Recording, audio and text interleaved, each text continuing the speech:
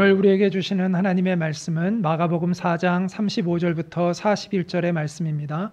그날 저물 때 제자들에게 이르시되 우리가 저편으로 건너가자 하시니 그들이 무리를 떠나 예수를 배에 계신 그대로 모시고 가매 다른 배들도 함께 하더니 큰 광풍이 일어나며 물결이 배에 부딪혀 들어와 배에 가득하게 되었더라. 예수께서는 고물에서 베개를 베고 주무시더니 제자들이 깨우며 이르되 선생님이여 우리가 죽게 된 것을 돌보지 아니하시나이까 하니 예수께서 깨어 바람을 꾸짖으시며 바다더러 이르시되 잠잠하라 고요하라 하시니 바람이 그치고 아주 잔잔하여지더라.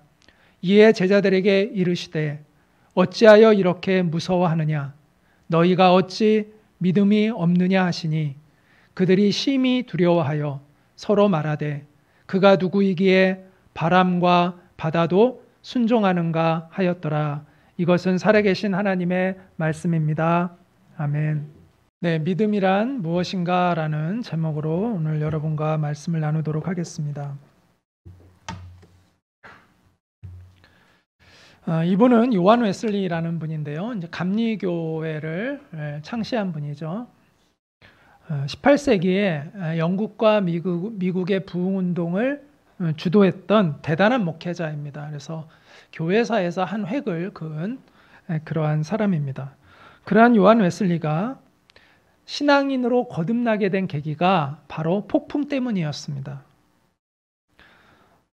1735년에 그 자기의 동생인 찰스 웨슬리와 이 요한 웨슬리가 미국으로 선교하기 위해서 영국에서 이제 영국 사람들이거든요. 대서양을 이제 미국으로 건너가는데 거기서 배가 폭풍을 만나서요. 위에 돛대도 부러지고 정말 아주 막 긴급한 상황이 되었습니다. 사람들이 다 막 아비규환이 되고 두려움에 떨고 본인도 막 두려움에 떨었다고 합니다. 그런데 유독 고요함을 잃지 않는 한 무리들이 있었어요.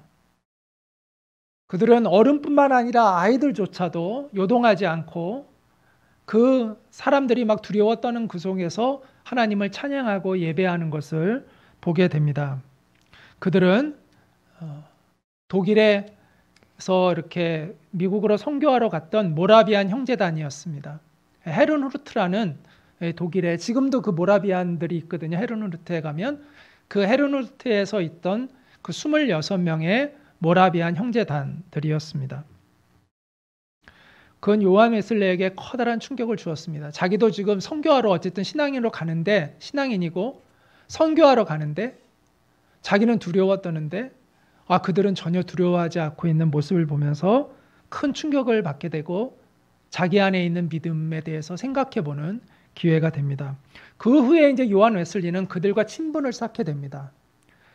그러다가 몇 년이 있다가 이제 이렇게 하던 선교 사역이 되게 지쳐가지고 다시 본국으로 돌아와서 그 모라비안 형제단들이 예배를 드리고 있던 올더스게이트라는 지금도 영국에 가면 올더스게이트 그 거리가 있는데 거기에서 이 모라비안 형제단들이 모여서 예배하고 있는 곳에 가게 됩니다. 거기에서 그는 거듭나게 돼요. 성령을 체험하게 되고 성령에 붙들린 사람으로 변화되어서 그 이후부터 완전히 다른 사역을 그는 하게 됩니다. 이처럼 항해 중에 만나는 폭풍이 어떤 사람들에게 믿음의 시험대가 되죠. 예수님의 제자들, 오늘 본문에 나오는 제자들이 바로 그러했습니다. 오늘 본문은 그에 대한 내용을 다루고 있는데요. 본문 오늘 말씀 같이 한번 읽겠습니다. 시작. 그날 저물 때에 제자들에게 이르시되 우리가 저편으로 건너가자 하시니 그들이 무리를 떠나 예수를 배에 계신 그대로 모시고 가매 다른 배들도 함께 하더니 큰 광풍이 일어나며 물결이 배에 부딪혀 들어와 배에 가득하게 되었더라. 예수님께서 갈릴리 해변에서 이제 많은 사람들을 모아놓고 가르치셨는데 해질녘이 되어서 제자들에게 갈릴리 호수, 근데 호수가 우리가 생각하는 호수가 아니라 바다 같은 호수예요. 그래서 갈릴리 바다라고도 하죠. 너무 커가지고 그 저쪽 건너편으로 가자라고 이렇게 이야기를 하셨습니다. 그런데 그래서 제자들이 이제 그 예수님 모시고 가는데 배에 폭풍이 이제 불게 되었고 배가 침몰하는 위기 상황 가운데 놓이게 되었습니다. 그런데 예수님은 뭐하고 계셨다고요? 주무시고 계셨습니다. 견디다 못한 제자들이 예수님을 깨웁니다. 흔들어 깨워요. 선생님, 우리가 죽게 된 것을 돌보지 아니하고 않습니까? 지금 뭐하고 계십니까? 우리 지금 다 죽게 됐습니다. 지금 이렇게 얘기를 했어요. 그런데 주무시던 예수님이 깨어나서 바람을 꾸짖으시고 바다더러 이르시되 잠잠하라 고요하라 이렇게 말씀을 하시니까 바다가 잔잔해졌습니다. 이후 한숨을 돌린 제자들에게 하신 예수님의 말씀이 있는데 이 말씀이 오늘 본문에 매우 중요한 말씀입니다. 제자들에게 이르시되 어찌하여 이렇게 무서워하느냐? 너희가 어찌 믿음이 없느냐? 이렇게 말씀하셨습니다. 이건 책망이 섞인 물음이죠. 몰라서 묻는 게 아니라 책망을 하시고 계신 것이죠. 여기서 우리는 이 예수님의 책망 섞인 물음 속에서 믿음이 있느냐 없느냐의 판단 기준이 무엇인가를 배우게 됩니다. 자, 오늘 본문을 통해서 배우게 되는, 물론 여러 가지로 설명할 수 있겠지만 오늘 본문을 보고 우리가 깨닫게 되는 믿음이 있느냐 없느냐의 판단 기준은 뭐예요? 무서워하느냐 안 하느냐, 두려워하느냐 안 하느냐에 달려있다는 것을 오늘 우리는 깨닫게 됩니다. 믿음이 있다는 것은, 따라해볼까요? 믿음이 있다는 것은 두려워하지 않는 것이다. 네. 자, 그런데 이제 여기에 좀 불충분해요. 여기에 중간에 뭐가 들어가야 돼요. 자, 뭐가 들어가야 될까요? 믿음이 있다는 것은 두려워할 만한 상황에서 두려워하지 않는 것이 믿음이 있는 것입니다. 히브리서 11장 6절은 이렇게 말씀합니다. 믿음이 없이는 하나님을 뭐 하시게 못한다고요? 기쁘시게 못한다고 이야기합니다. 하나님을 기쁘시게 하는 믿음은요, 평탄할 때 갖는 믿음이 아니에요. 평상시에는 하나님을 기뻐하시는 믿음을 우리가 발휘할 수가 없습니다. 하나님을 기쁘시게 하는 믿음이 발휘되기 위해서는 평상시의 상황이 아니라 위기의 상황이어야 한다는 거예요. 그래서 믿음이 있다 없다를 논하려면 조건이 어떤 조건이어야 되냐면 위기의 상황에서 말할 수 있는 거예요. 믿음이 있다 없다를 말하려면 위기의 상황이 있어야 되는 거예요. 그래서 본문에 뭐가 등장해요? 광풍이 등장하는 거예요. 순풍이 불어올 때는 믿음이 있다 없다를 판단할 수가 없습니다. 그런데 광풍이 불면 믿음이 있다 없다가 드러납니다. 우리 안에서 우리의 믿음이 발휘될 때는 언제냐? 우리의 인생이 평탄할 때가 아니라는 거예요. 그때는 우리의 믿음이 좋은지 안 좋은지를 알 수가 없어요. 우리의 믿음이 드러날 때는 언제냐? 광풍이 불 때예요. 우리 인생에 파도가 칠 때예요. 그래서 두려워할 만한 상황에서 두려워하지 않는 것이 믿음이다. 이렇게 이야기할 수 있습니다. 그래서 믿음을 보인다는 게 쉽지 않은 거예요. 그래서 우리가 믿음을 보일 때 하나님이 기뻐하실 수 있는 거예요. 쉽지 않은 걸 하니까요. 누구나 다 할 수 있는 걸 하면 뭐 그렇게 감동이 되시겠어요? 근데 쉽지 않은 걸 하니까 하나님이 감동이 되시는 거예요. 여러분은 하나님을 기쁘시게 하는 믿음을 보이고 있습니까? 어떤 청년 하나가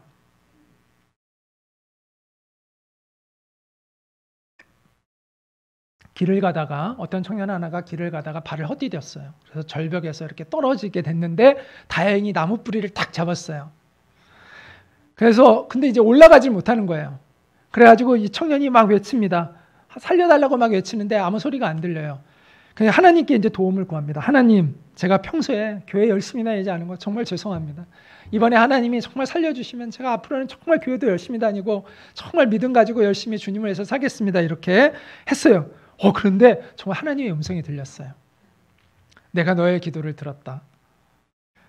이 청년이 깜짝 놀라가지고, 와, 정말 주님이 살아계시는군요. 제 기도를 들으셨다니 너무 감사합니다. 저를 좀 구해주세요 라고 했어요. 그랬더니 주님이 말씀하셨어요. 그래, 내가 너를 구해줄게. 이제 나무 뿌리를 잡고 있는 손을 놓아라. 그러면 내가 너를 안전하게 받아주겠다. 이렇게 음성이 들렸습니다. 청년이 이 아찔한 이 낭떠러지를 착 보면서 고민을 하게 됩니다. 그리고 이렇게 외쳤다고 합니다.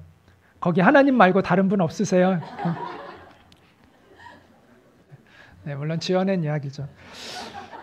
네, 설마 이걸 진짜로 지금 열심히 듣고 계신 건 아니겠죠. 네, 사람들은 어려울 때 이렇게 하나님을 찾아요. 네, 그런데 정말 하나님을 신뢰해서 찾는 사람이 많을까? 오늘 본문에 보면 제자들도 하나님을 예수님을 막 깨워요. 그런데 예수님을 별로 신뢰하지 않았던 것 같아요. 왜냐하면 막상 예수님이 잔잔하게 하니까 깜짝 놀래요. 별로 기대하지 않았던 것 같아요. 막 급하니까 깨우긴 깨웠는데 예수님이 말씀 한마디로 바다를 잔잔하게 할 거라고는 별로 기대하지 않았던 것 같아요.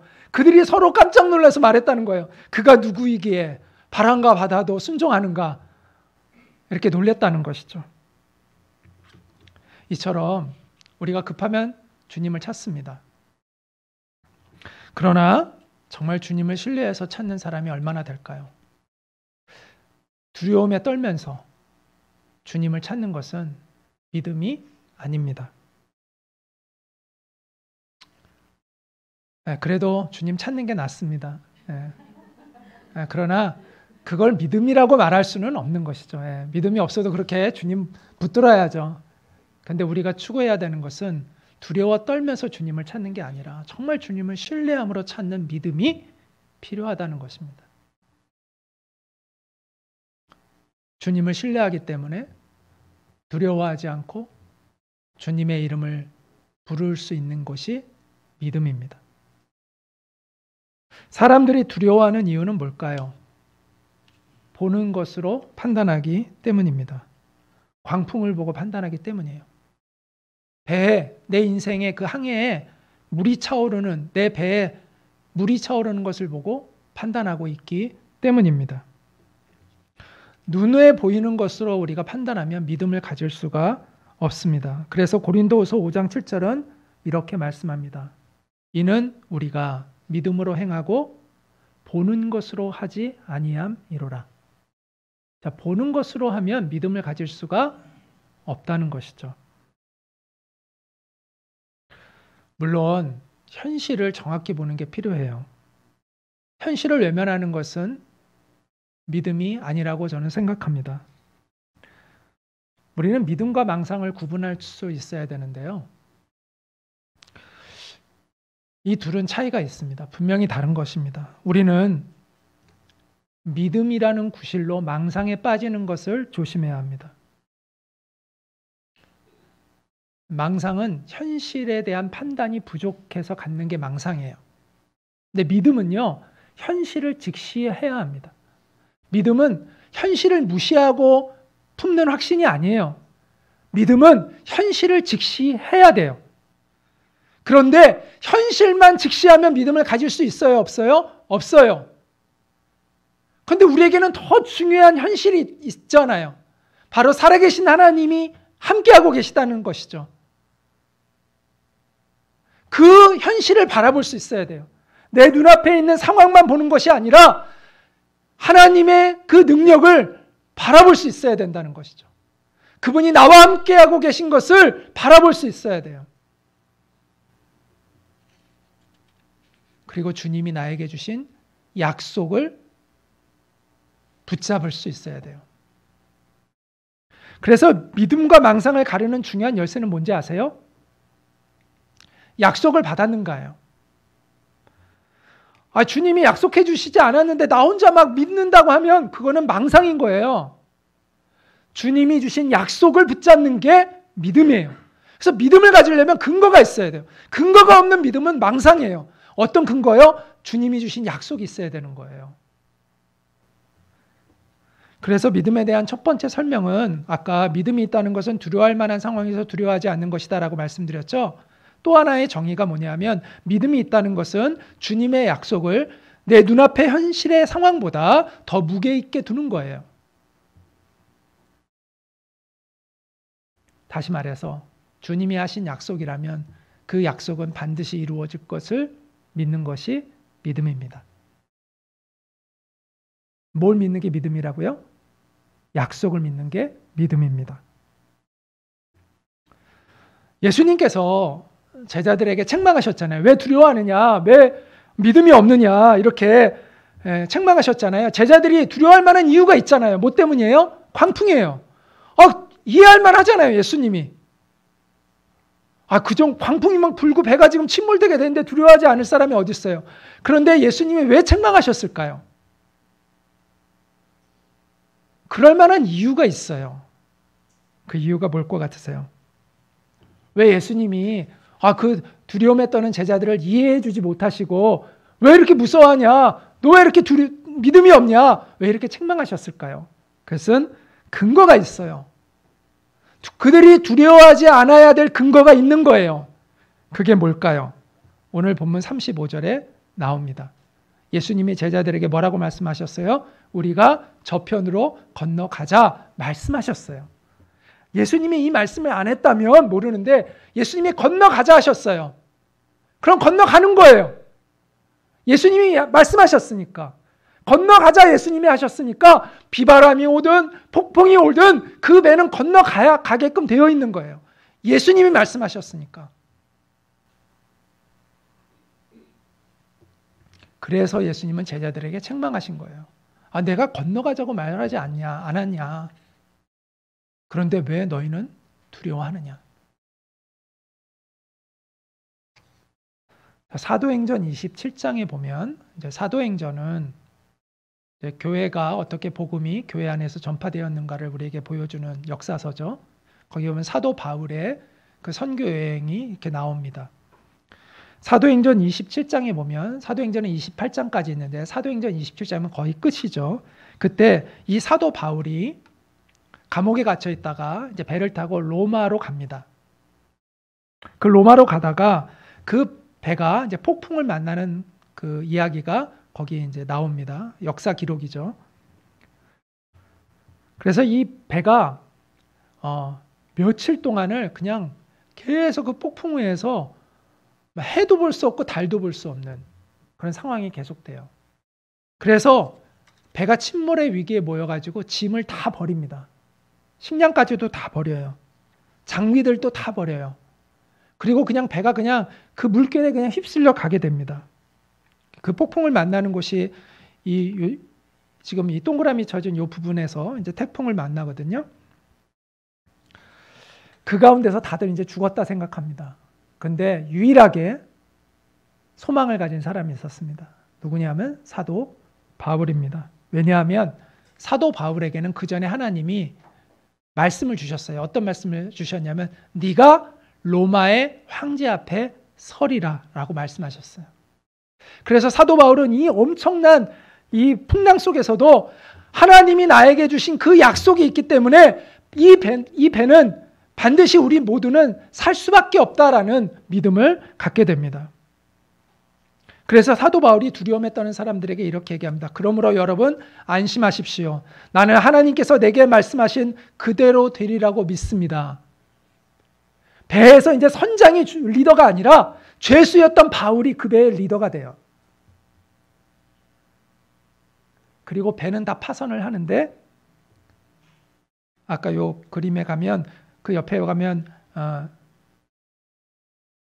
그 말리타라는 섬이 있는데 멜리데인데 하여튼 이 멜리데라는 이 섬에서 말리타가 멜리데인지 아닌지는 제가 확인을 해봐야 될 건데 아닌 것 같긴 한데 하여튼 중간에 멜리데라는 섬이 있어요. 그 멜리데라는 섬에서 배가 이제 거기에 그 배는 다 부서지고요. 사람들은 다 헤엄쳐가지고 거의 그 육지에 거의 붙어서 배가 파손되거든요. 그래서 거기서 헤엄쳐가지고 다들 살아요. 다 살아요. 그리고 다른 배에 승선을 해가지고 이제 다른 배가 이제 와서 그 사람들을 데리고 로마로 가서 나중에 로마 황제를 실제로 만나게 됩니다. 여러분 두려움을 이기고 싶습니까? 여러분이 붙잡을 수 있는 주님의 약속이 있는지를 한번 점검해 보시기 바랍니다. 여러분이 주님께 받은 약속이 있잖아요. 그럼 두려워하지 않으셔도 됩니다.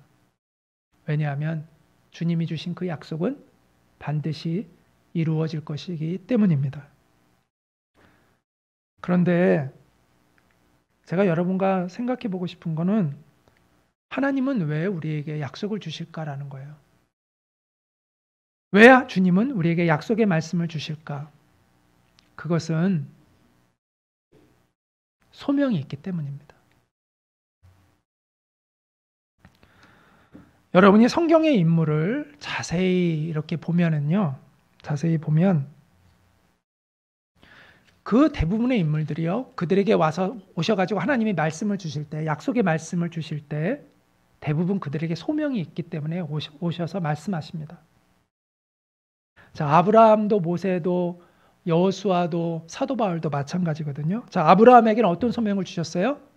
믿음의 조상이 되는 소명을 주셨죠. 네가 열국의 아비가 되리라. 너로 인하여 열방이 복을 받게 되리라. 자, 또 모세에게는 어떤 사명을 주셨어요? 소명을 주셨어요? 노예살이하고 있는 그 이집트에 있는 이스라엘 백성들, 자기 동족들을 이끌고 탈출하는 그 소명을 주셨으니까 주님께서 약속을 주신 것이죠. 또 여호수아는 어떤 소명을 주셨어요? 가나안 땅을 정복하는 소명을 주셨죠. 그래서 찾아오셔서 두려워 말라. 내가 너와 함께함이니라. 약속해 주셨잖아요. 또 사도 바울에게는 또 어떤 소명을 주셨어요? 이방인들에게 복음을 전하는 소명을 주셨습니다. 로마 황제 앞에서도 복음을 전하는 소명을 주셨습니다. 그래서 주님이 그들에게 오셔서 말씀을 하실 때, 약속의 말씀을 주실 때는 항상 그들에게 무엇이 있었다고요? 소명이 있었다는 거예요. 그래서요, 믿음은 약속을 근거로 하는 거고요. 약속은 소명이 있으므로 주시는 것입니다. 그래서 믿음과 약속과 소명은 연결되어 있어요. 소명이 있기에 약속을 주시고 약속이 있기에 우리는 믿음을 가질 수가 있는 것입니다. 이 약속이 없이 믿음을 갖는 것은 뭐라고요? 믿음이 아니라 망상이라고 말씀을 드렸습니다. 자, 그래서요, 믿음은요, 내가 이 세상에서 잘 될 걸 확신하는 게 믿음이 아니에요. 성경에서 말하는 믿음은 내가 이 세상에서 잘 될 거를 확신하는 게 믿음이 아니에요. 그렇게 많은 사람들이 착각을 해요. 무엇이 믿음이라고요? 하나님이 주신 약속이 이루어지는 것을 믿는 게 믿음이에요. 모든 것이 잘 될 거를 믿는 것과 하나님이 나에게 주신 약속이 이루어질 걸 믿는 건 다른 차원이에요. 많은 사람들이 형통에 대한 확신을 믿음이라고 착각을 해요. 우리가 흔히 접하는 간증도 그런 내용들이 많아요. 아, 내가 믿음으로 이렇게 믿음 생활을 잘했더니 내가 이 세상에서 잘 되게 해주셨더라. 나는 이렇게 잘 될 걸 믿었어요. 이게 믿음이 아니라는 거예요. 성경이 말하는 믿음은.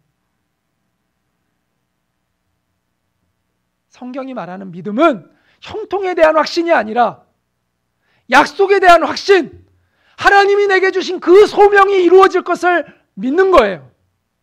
이거는 차원이 달라요. 내가 이 땅에서 잘 먹고 잘 살고 편안하게 살 걸 믿는 게 믿음이 아니라 하나님이 이 땅에서 하늘이 내게 주어진 사명을 다하도록 하나님이 나와 함께 하실 걸 믿는 게 믿음이라는 거예요. 물론 소명을 이루는 데 있어서 어떤 사람은 형통함을 통하여 소명을 이루는 사람이 있어요. 예를 들어서 가난한 사람들을 재정적으로 많이 돕는 사명을 받은 사람이면 재정적으로 이 사람이 풍족해져야 나눌 수가 있는 거니까 그런 경우에는 형통과 사명이 연결되어 있다고 할 수 있겠죠. 그런 사람은 형통을 통해서 사명을 이루어요. 그런데 모든 사람이 다 형통함을 통해서 사명을 이룰까요? 아니에요. 어떤 사람은 일부러 자기의 생활을 가난하게 해서 가난한 이들과 함께 해야만 그 사명을 이루는 사람들이 있어요. 선교사님들이 대표적으로 그런 분들이잖아요. 대부분이. 다 그런 건 아니지만. 일부러 성공을 포기하고 오히려 가난한 곳으로 가서 그들과 자기의 수준을 낮춰서 살아가야 복음을 전할 수 있는 사람들이잖아요. 그런 사람들은 형통이 아니라 오히려 가난해짐으로 소명을 이룰 수 있는 것이죠. 누구는 형통이 아니라 고난을 받고 순교를 해야 사명을 이루는 사람이 있는 거예요. 그래서 형통에 대한 믿음, 형통을 확신하는 게 믿음이 아니에요. 하나님이 내게 주신 소명이 이루어질 걸 믿는 게 믿음이에요.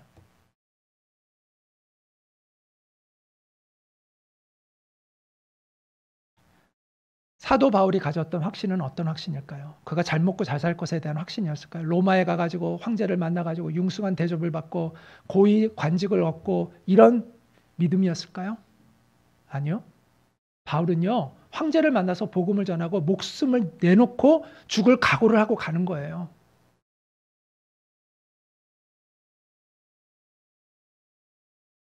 사도 바울이 가졌던 믿음은 형통에 대한 확신이 아니라 하나님이 나에게 준 사명을 내가 이루리라는 확신을 가지고 갔던 거예요. 우리가요, 이 세상에서 잘 될 것에 대한 확신으로는요, 주님을 끝까지 따를 수가 없어요. 상황은 우리의 희망대로 전개되지 않아요. 그렇기 때문에 내가 형통을 확신하며 주님을 따를 때는 흔들려요. 그 사람은 나중에 흔들려요. 믿음 생활을 온전히 할 수 없어요. 우리가 확신해야 할 것은 주님이 주신 약속이고 그 약속 안에 담겨 있는 하나님의 소명을 내가 이룰 것을 믿는 거예요. 이 긍정의 힘이라는 책이 한동안 굉장히 베스트셀러가 된 적이 있어요. 지금도 많이 팔리는 것 같아요. 그런데 여기서 긍정의 힘은 내가 스스로 말한 것을 이루어질 걸 믿는 거예요. 그건 성경이 말하는 믿음이 아니에요. 그거는 하나님이 기뻐하시는 믿음의 차원이 아니에요. 이것을 성경이 말하는 믿음이라고 얘기하면 우리는 그런 거짓말에 속으면 안 됩니다. 이 책을 쓴 조엘 오스틴은요, 십자가에 대한 설교를 하지 않는 사람으로 알려져 있습니다. 이 사람의 교회가 미국에서 제일 큰 교회예요. 그런데 이 사람은 십자가 얘기를 하지 않아요. 유명한 앵커랑 TV에서 인터뷰를 하는데 왜 십자가에 대한 설교를 하지 않느냐고 앵커가 물었어요.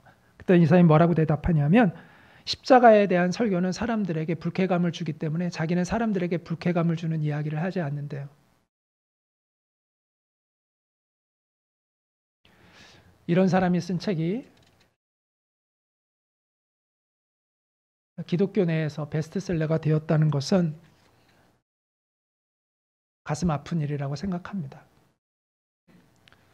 주님이 기뻐하시는 믿음은 이런 긍정의 힘과 같이 마인드 컨트롤의 차원이 아니에요. 자기 개발 차원이 아니에요. 물론 자기 개발이 여러분의 자아 실현에 도움이 돼요. 근데 우리는 자아 실현을 추구하는 사람들이 아니에요. 그거는 예수님 모를 때까지예요. 우리가 예수님을 알게 되잖아요. 우리는 자아 실현이 목적이 아니라 하나님의 뜻을 이루는 것이 내 삶의 목적이 바뀌어요. 여러분이 자아 실현이 여러분의 인생의 목표라면 그런 자기 개발, 긍정의 힘이 도움이 될 거예요. 그러나 그것은 성경이 말하는 믿음이 아니에요. 그거는 분명히 알고 아셔야 돼요. 성경이 말하는 믿음은요, 자아 성취가 아니에요. 자아 실현이 아니에요. 하나님이 내게 주신 소명을 이루어 가는 거예요.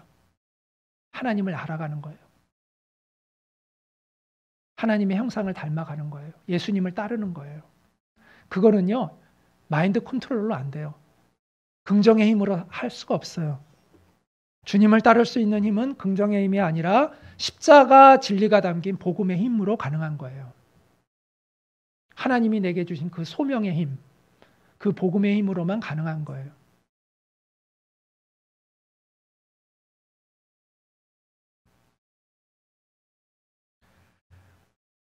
그래서 하나님이 기뻐하시는 믿음은 어떤 믿음이냐면 하나님께서 이루겠다고 하신 그것이 이루어질 걸 믿는 거예요. 나로부터 나온 말, 내가 원하는 것이 이루어지는 걸 믿는 게 믿음이 아니라, 성경이 말하는 믿음이 아니라 하나님이 하신 말씀이 이루어지고 하나님이 원하시는, 나를 통하여 이루기를 원하시는 그 하나님의 뜻이 이루어질 것을 믿는 것이 바로 믿음이라는 거예요. 하나님이 중심이 돼야 돼요. 그게 믿음인 거예요. 그래서 믿음은요, 주님의 부르심과 말씀으로부터 시작되는 거예요. 주님의 말씀이 없으면 믿음의 근거가 없는 거예요. 주님의 말씀이 있어야 믿음의 출발이 되는 거예요. 그래서 믿음은 주님의 부르심과 말씀으로부터 시작되고 그 부르심과 말씀에 대한 내 반응이 바로 믿음인 거예요. 그렇기 때문에 소명이 없는 사람에게는 믿음에 대한 책망도 안 해요. 주님이 너 왜 이렇게 믿음이 적냐? 너 왜 이렇게 믿음이 없냐? 이렇게 책망하셨던 사람은 다 제자들이에요. 그래서 오늘 본문 외에도 이렇게 많이 예수님이 제자들을 믿음이 없다고 책망하시는 내용이 나와요. 그런데 믿지 않는 사람들에게는 예수님이 그들이 믿지 않음을 이상히 여기셨더라. 책망을 안 해요. 너 왜 이렇게 믿음이 없냐? 너 왜 이렇게 믿음이 적냐? 책망을 안 하고 그냥 이상히 여기셨더라.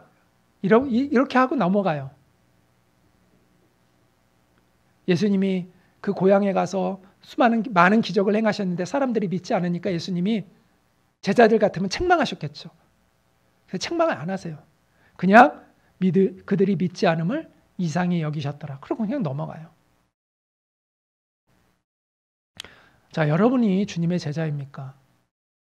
그렇다면 여러분의 믿음에 대해서 주님은 책임을 물으실 거라고 생각합니다. 주님은 우리가 주님에게 온전한 믿음으로 반응하기를 요구하고 계십니다. 원하고 계시고 요구하고 있습니다. 제자들이 예수님이 가라고 하신 방향으로 갔잖아요. 그곳을 항해했잖아요. 그곳으로 갔잖아요. 여러분에게 중요한 질문이 이거예요. 지금 여러분은 주님이 가라고 하신 그곳으로 가고 있느냐라는 거예요. 거기에 대해서 먼저 여러분이 답을 하셔야 돼요. 주님이 나에게 가라고 하신 길을 나는 가고 있는가?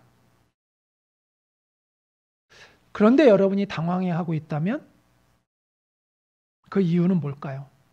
여러분이 주님이 원하시는 길을 가고 있어요? 그런데 여러분이 지금 당황해요? 그렇다면 그 이유는 뭘까요?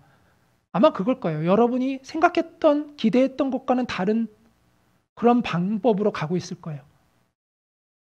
여러분이 원하는 모양, 원하는 방법이 아닌 여러분이 예상하지 못했던 상황 속에 여러분이 들어가 있는 거예요. 제자들처럼.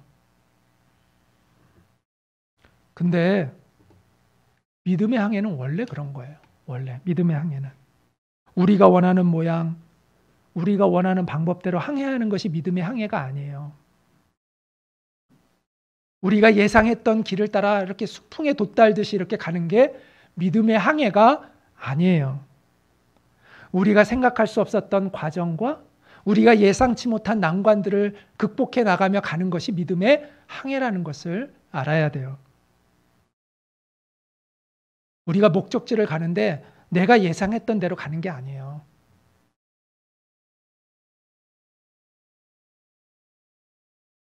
그러므로 우리는 상황을 보고 흔들리면 안 됩니다. 중요한 것은 주님이 나에게 명하신 곳으로 내가 가고 있는가? 그리고 또 하나 중요한 질문이 있죠. 주님이 나와 함께하고 계신가? 근데 이거 둘은 연결되어 있어요. 주님이 나로 가라고 하신 곳으로 내가 가고 있다면 우리는 주님이 나와 함께하고 계시다는 것을 믿을 수가 있는 거죠. 제자들이 탄 배에 폭풍이 불고 그 배가 요동을 치죠. 그런데 주님이 그 배 안에 함께하고 계셨습니다. 주님이 가라고 하셨으니까. 그 길로 가는 배였고 주님이 거기에 타고 계셨으니까. 주님은 함께하고 계셨습니다. 자, 그럼 된 거예요. 우리도 마찬가지예요. 우리가 주님이 명하신 곳으로 가고 있고 그 길에 주님이 나와 함께하고 계시면 된 거예요. 우리는 그것을 확인하면 돼요. 우리의 상황을 보고 판단할 게 아니라 내가 주님이 명하신 곳으로 나는 가고 있는가, 주님이 나와 함께하고 계시는가만 확인하면 담대함을 가질 수가 있는 것입니다.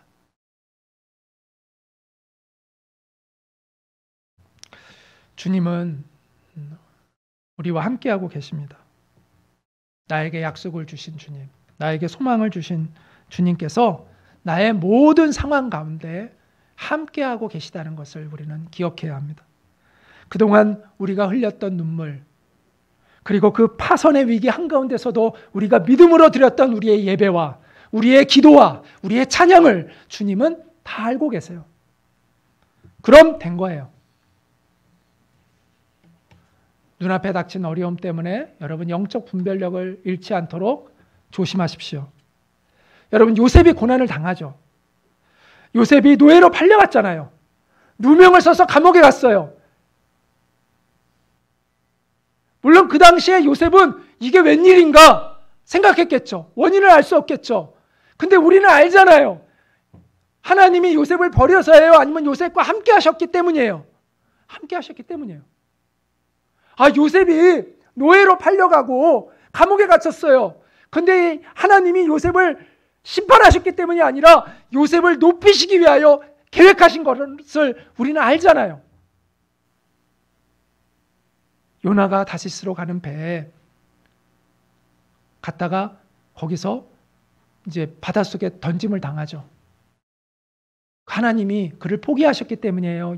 요나를 포기하지 않으셨기 때문에 그 일이 일어난 거예요? 포기하지 않으셨기 때문에 그 일이 일어난 거예요. 다윗이 사울왕에게 쫓겨다녀요. 그래서 죽을 고생을 해요. 근데 그 일이 일어난 것은 하나님께서 다윗을 망하게 하시기 위해서예요? 높이 올리시기 위해서예요? 높이 올리시기 위해서였어요. 따라서 우리가 상황을 보고 판단하면 안 돼요.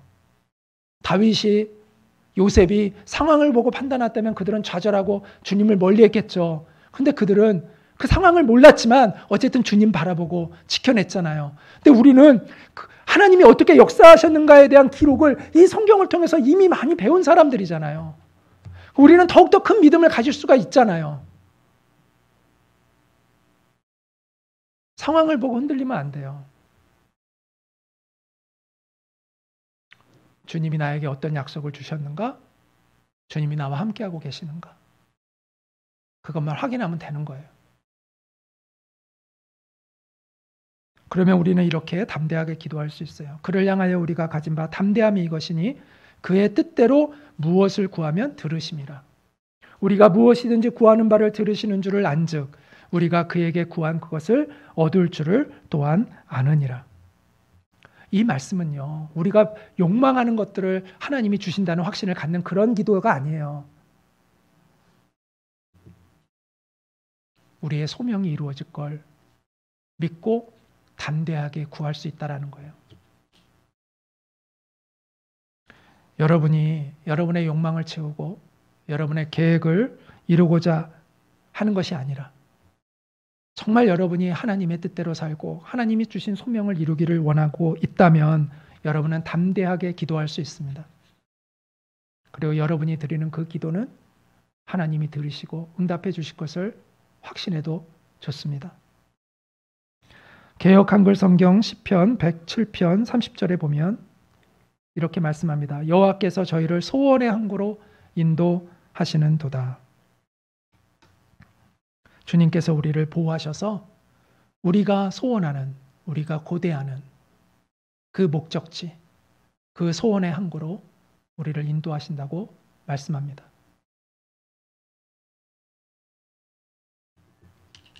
하나님이 내게 주신 그 선한 소원을 가지고 있는 그 소원이 이루어지도록, 하나님이 주신 그 소명 가운데 있는 그 소망이 이루어지도록 주님이 우리를 이끌어 주실 것입니다.